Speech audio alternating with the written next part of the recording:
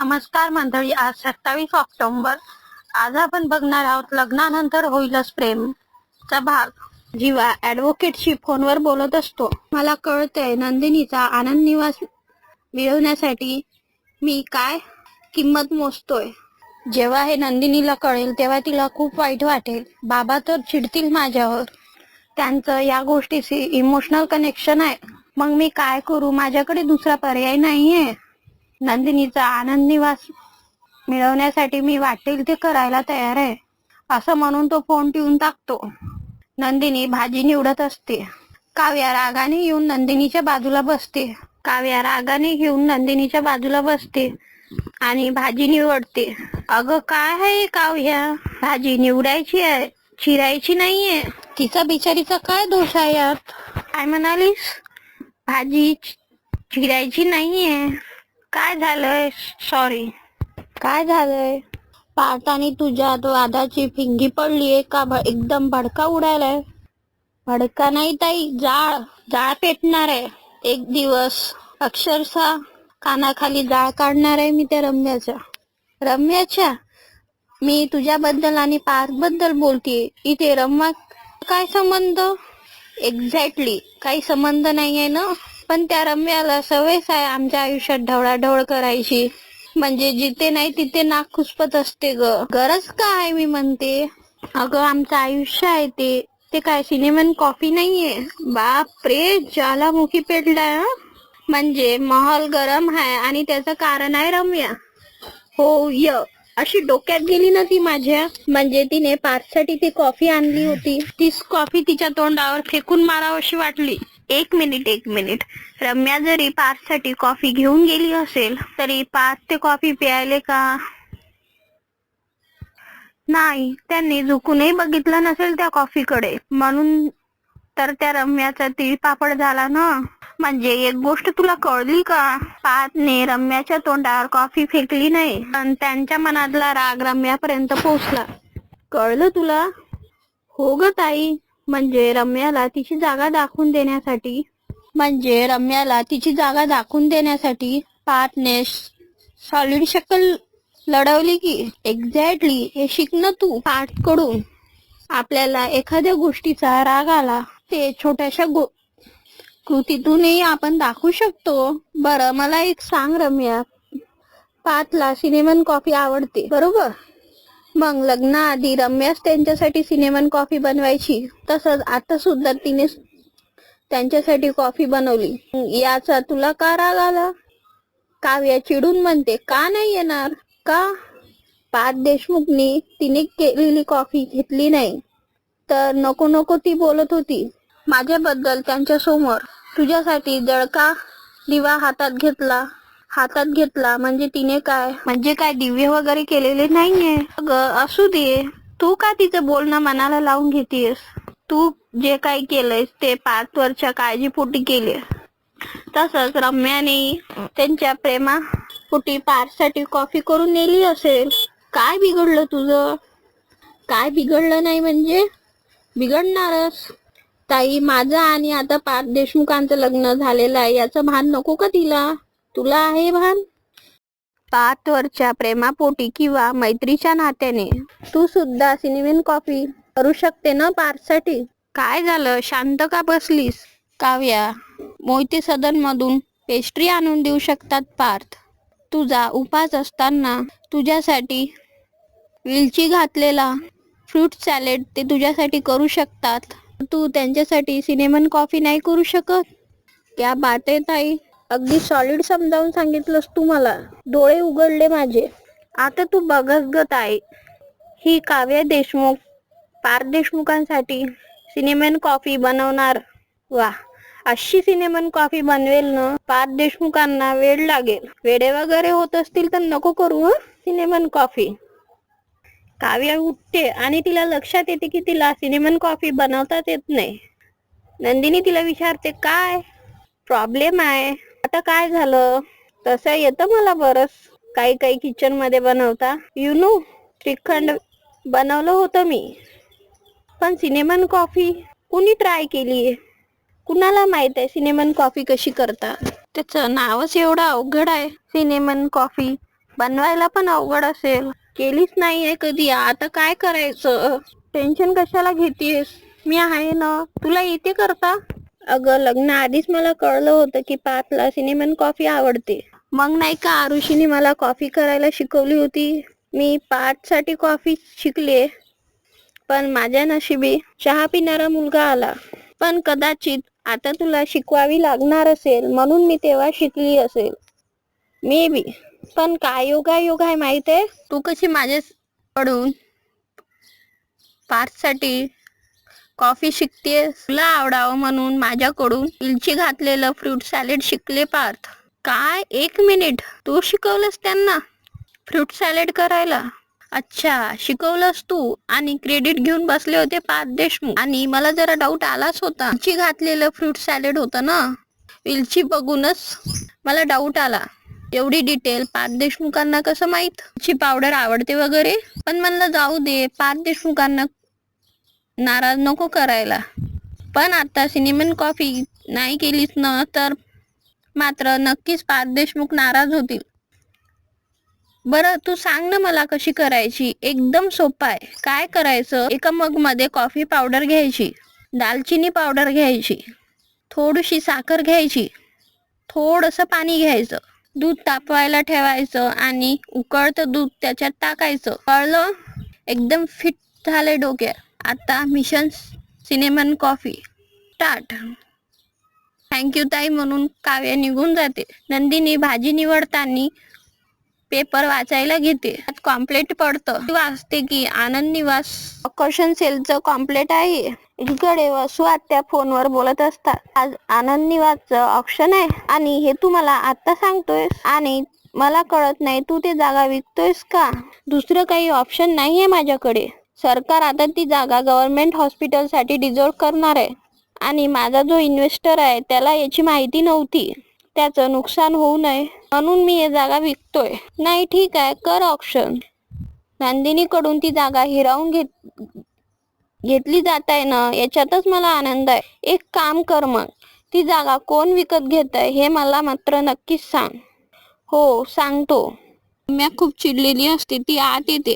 एक मिनिट, काय झालंय आई? अगं पार्थसाठी मी सिनेमन कॉफी घेऊन गेले होते, ती आली मध्ये. म्हणते कशी? आमच्या रूम मध्ये. तेच तर आई. अगं तिला आज रूम आपली वाटावं लागली. उद्या पार्थ आपला वाटायला लागला तर? पार्थ तिला कधीही आपला वाटणार नाहीये. तो जर का आपला वाटला असता ना, त्याला डिवोर्स देण्यापर्यंत गेलीच नसती ती. रम्या तिच्या बोलण्याकडे लक्ष नको देऊस. गुरुजी काय म्हणाले होते ना, तेवढं लक्षात ठेव. तेव्हा रम्याला आठवतं की गुरुजी म्हणाले होते की माझं आणि पार्थचं लग्न होणार. मग तेवढं लक्षात ठेव. आणि तसंही नंदिनीचं काम तमाम होत आहे, म्हणजे तिचा आनंद निवास आहे ना, त्याचं ऑक्शन होणार आहे आज. आता बारी काव्याची. काव्याचं काम तमाम करायला ना, नियतीनेच आपली काही मदत करायला पाहिजे. मानिनीची मैत्रीण तिथल्या वेटरला बोलाव. मी सांगितलेलं काम केलंस का तू? कसलं काम? अगं असं कसं? तुला सीसीटीव्ही फुटेज रिपेअर करायचं सांगितलं होतं, त्यावर काय अपडेट आहे? उद्या परवापर्यंत फुटेज येईल. लवकरात लवकर मला ते दे.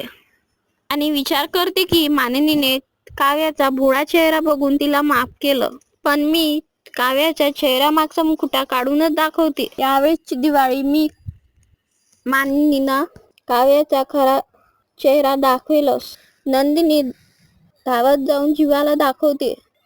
जीवा, हा काय प्रकार आहे? आनंद निवासचं ऑप्शन होतंय. हे कॉम्प्लेट मला आता पेपरमध्ये सापडलं खाली. तुम्ही मला शब्द दिला होता, तुम्ही मला माझा आनंद निवास परत मिळवून देणार, आणि आनंद निवासच्या ऑप्शनचे पेपर छापून येऊस तर तुम्ही काहीच करत नाही. हा 1 मिनिट, शांत हो प्लीज. प्लीज शांत हो. माझं ऐकून तर घे.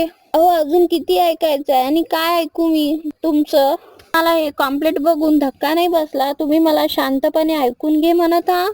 अहो आता थोड्याच वेळात माझा आनंद निवास कोणाच्या तरी तावडीत जाणार आहे. 1 मिनिट, तू माझं ऐकून तर घे प्लीज. पॅनिक होऊ नकोस. अगं एवढं काहीही झालेलं नाहीये. हा फक्त एक कागदाचा तुकडा आहे. अगं काय म्हणालात? हा फक्त एक कागदाचा तुकडा? अहो याच कागदाच्या तुकड्यावर लिहिल्याप्रमाणे माझ्या काळजाचा तुकडा म्हणजे माझा आनंद निवास आज आत्ता काही वेळातच माझ्या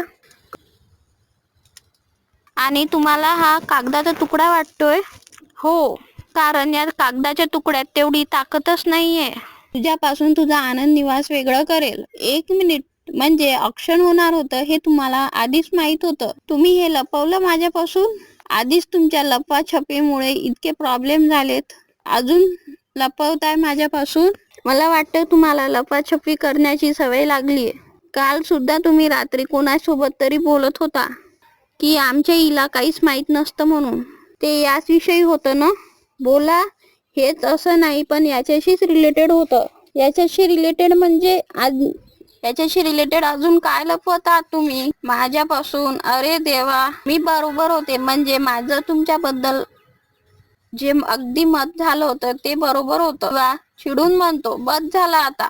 फक्त मी जे बोलेल तेवढंच ऐकायचं. हे सगळं मीच घडून आणलंय. मध्ये खरंच टेन्शन घेण्यासारखं काही नाहीये. आणि हो, ज्या चुका मला करायच्या होत्या ते ऑलरेडी मी करून झालोय. यापुढे फक्त तुला दिलेला शब्द पाळणार आहे मी.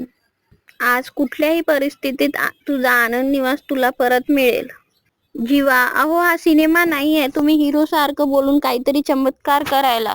माझं चुकलं, मी तुमच्यावर विश्वास ठेवला. आता यापुढे मी तुमच्यावर कधीच विश्वास ठेवणार नाही. बस झालं. आता जे काही करायचं आहे ते मी करेल. काव्या पार्थसाठी कॉफी करते. तेवढ्यातच मानिनी येते. अगं काव्या, काय करतेस? पार्थ देशमुखांसाठी कॉफी बनवते. अरे वा, पण तुला तर सिनेमन कॉफी करता येत नव्हती ना? मग काय करणार? पार्थ देशमुखांना सिनेमन कॉफी आवडते म्हटलं एकदा शिकून घ्यावी. त्यामुळे आता प्रयोग सिनेमन कॉफी सुरू आहे. प्रयोग करतेस म्हणजे? प्रयोग जर फसला तर माझ्या मुलाला काय फसलेली कॉफी देणार आहेस? आणि मुळात मानेनी काकू, कॉफी तुमच्या मुलासाठी नाही, माझ्या नवऱ्यासाठी असं बोलते तेव्हा काव्या थांबते. बोल की, तुझ्या नवऱ्यासाठी करतेस असं म्हणायचं होतं ना तुला. ठीक आहे, चालू दे तुझं नवऱ्याचं कॉफी प्रकरण चालू दे. तुझी लाडकी सून कुठं आहे? म्हणजे नंदिनी ताई तुमची लाडकी सून आहे? तसं नाही, म्हणजे दुसरी लाडकी सून. ओके, आता कसं? खरंच पण नंदिनी दिसली नाही मला. आहे कुठे? थँक्स प्रज्वल, तुझ्यामुळे मी त्या जीवाला माझ्या हातातलं खेळणं बनवू शकलो. तेवढ्यातच नंदिनी येते. भास्कर काका, माफ करा काका प्लीज. भास्कर पुढे हात जोडते. प्लीज थांबवा हे सगळं. माझ्या आनंद निवासचा लिल्ला होतोय हे मी नाही बघू शकत. काका प्लीज थांबवा. नाही बघू शकत? आलीच तशी परत जा ना निघून. आणि तसंही आता तुला आनंद निवासचा रस्ता विसरावाच लागेल. असं बोलू नका, जा घरी जा. आपल्या काळजाच्या तुकड्याचा लिल्ला होताना बघून आपल्याच काळजाचे आणखीन तुकडे होतात. नंदिनी, मी तुझ्या फिलिंग समजू शकतो. कुठे काय समजून घेता तुम्ही? आनंद निवास मधल्या लोकांचा आनंद हिरावून घेतला तुम्ही. ही चांगली गोष्ट नाहीये काका. प्लीज, मी हात जोडते तुमच्या पुढे. खरंच हवं तर तुम्ही दुसरं काहीही मागा, पण माझा आनंद निवास मला परत करा. असं मी दुसरंच काहीतरी मागितलं होतं तुझ्या नवऱ्याकडे, पण त्याने माझ्यावर हात उचलला. पण मी हात जोडते ना काका तुमच्या पुढे. प्लीज, माझ्या आनंदाचा सुखाचा असा सौदा नका हो करू तुम्ही. सौदा तर होणारच आहे नंदिनी, आणि तेही तुझ्या डोळ्यासमोरच. काव्या पार्थसाठी कॉफी घेऊन जाते.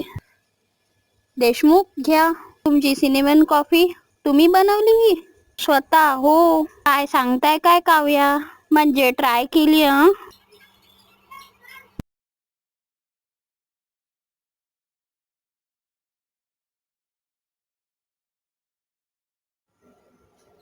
तुम्ही बनवलीये, छानच झाली असणार. ट्राय तर करा. काव्याला भीती वाटते की कॉफी छान झाली असेल की नाही. देशमुखला कॉफी आवडेल ना? नाही आवडली तर?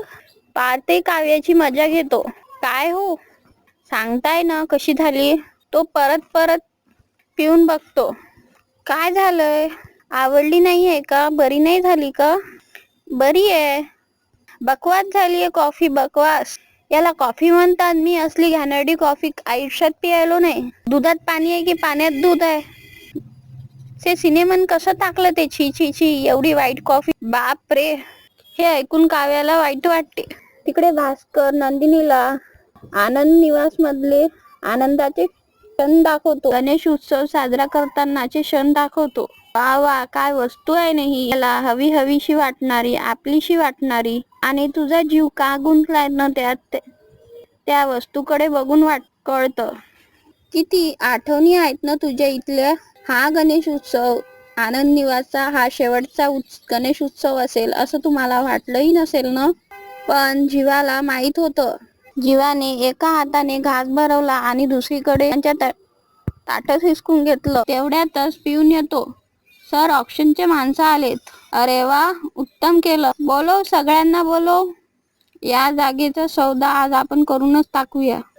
सगळे माणसं येऊन बसतात. तर प्रेक्षकांनो, पुढील भागात पाच काव्याला म्हणतात की तुम्ही एवढी छान कॉफी मला बनवून दिली, तुम्हाला काहीतरी रिटर्न गिफ्ट द्यायचा विचार करतोय मी. काय देणार आहात? तुमच्या नावाचा टॅटू काढतो हातावर. काव्य चिडून म्हणते, will you stop this nonsense. आयुष्यभराची खून होते ते टॅटू. आणि मग ते जा. तेवढ्यातच काव्य बोलण्यात अडकते. एकीकडे भास्कर म्हणतो की so let start the option. कोणी 90 लाख तर 5 करोड असं सांगतात. तेवढ्यातच जीवा म्हणतो की 10 करोड. व्हिडिओ आवडला असेल तर लाईक करा आणि सबस्क्राईब करा. भेटूया पुढील भागात.